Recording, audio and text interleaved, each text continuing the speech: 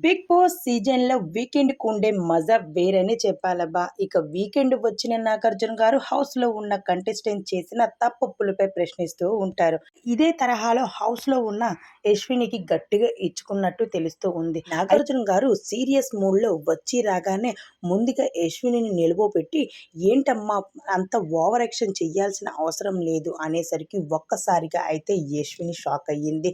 "అంతా బాగున్నావు. ప్రేరణ నువ్వు మాట్లాడే మాటలైతే చాలా క్యూట్‌గా ఉన్నాయి. కానీ నీ చెప్పే మాటల్లో కన్నింగ్‌గానే ఉంది. ఈ బిగ్ బాస్ హౌస్‌లో నువ్వు కన్నింగ్ గేమ్ అలానే షేప్ గేమ్ ఆడుతూ వస్తూ ఉన్నావు. అయితే నువ్వేదో గేమ్ ఫిజికల్‌గా ఆడేస్తే నేను స్ట్రాంగ్ కంటెస్టెంట్ అనుకోకు. అక్కడ నీ పక్కన తోటి ఆడపిల్ల ఉంది. ఎవరు? ప్రేరణ. అయితే ప్రేరణని అలా చేతులతో ఈడ్చేసి ఆ గేమ్‌లో పక్కకి నెట్టేయడం ఎంతవరకు కరెక్టో.